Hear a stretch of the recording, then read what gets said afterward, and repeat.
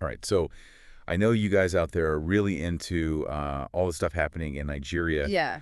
And I have to say, you said in some really fascinating sources this week about how, uh, well, religion's kind of mixing with politics and economics over there. Mm. It's like this whole scene with the prosperity gospel and how it's shaping things.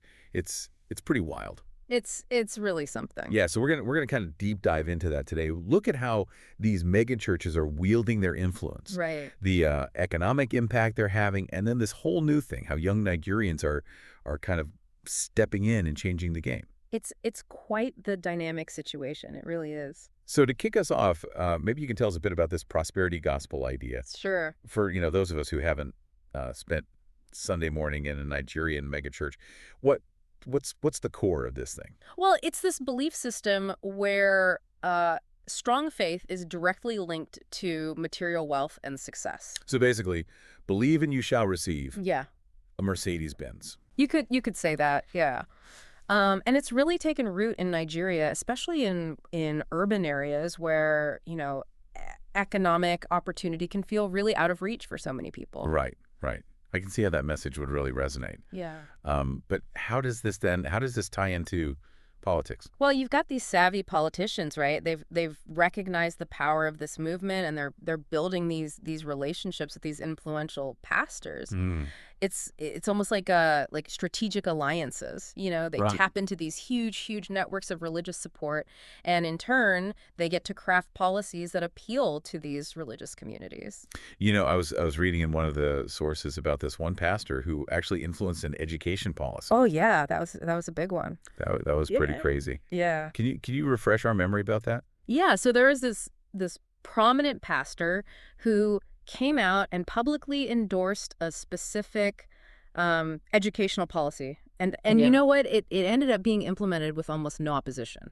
Wow. But here's the real kicker. The policy actually shifted funding away from public schools and towards private religious institutions. Oh, wow. Talk about a power move, That's incredible. It really sparked a whole debate about equity in education Right. and the role of religion in shaping public policy. So these mega churches are clearly players in the political arena, Definitely. but they're also the sources we're talking about them being economic powerhouses too. Oh, yeah, absolutely. We're talking millions of followers, Mm. sprawling estates, schools. Yeah. They rival major corporations. Yeah, it's not just about Sunday service anymore. They're using their platform to shape public opinion and exert influence on a whole range of issues, not just religious ones. Exactly. They're weighing in on everything from education to social justice to economic policy. Right. They're making significant financial contributions to political campaigns. Right. They're endorsing candidates, which has a major impact on election outcomes. And their economic clout goes even further than that. I mean, you see those lavish church-owned estates and universities, right? Exactly. And that's just the tip of the iceberg, really. They generate massive revenue through tithes, donations, various business ventures. They're pumping money into sectors like real estate, media. Okay, so hold on. Regular businesses generating millions usually pay a hefty chunk in taxes, right? Right. What about these mega churches? This seems like a bit of an ethical enigma. You've hit on a major point of contention there. Mega churches enjoy certain tax exemptions that regular businesses don't. Hmm. And that raises questions about fairness, transparency, accountability. Right. There are valid arguments on both sides. It's a complex issue. It definitely makes you think. But what I found really interesting is that the sources also mentioned that young Nigerians, like they're starting to question this whole system. It's like they're not content to just inherit the status quo. Yeah, that's a really key point. Nigeria has this huge youth population, and they're digital natives. They're globally connected. They're less likely to just accept things at face value. Yeah. And they're not just grumbling in private.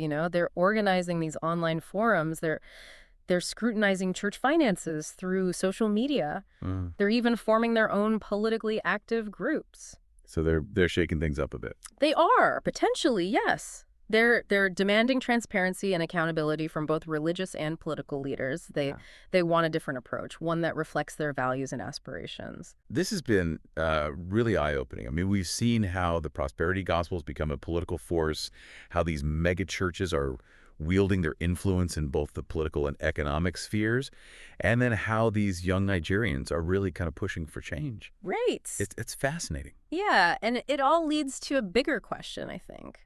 Could this rise of a more critical and engaged youth population lead to a redefinition of the relationship between religious institutions and political power in Nigeria? Something to ponder, isn't it? Definitely food for thought. Yeah. We've just scratched the surface here. So if you guys out there want to go deeper down this rabbit hole, check out the source material, form your own conclusions. Thanks for joining us on this deep dive. It's been a pleasure. Yeah, always fun. Always interesting. All right, we'll see you guys next time. See you later. Bye. Bye.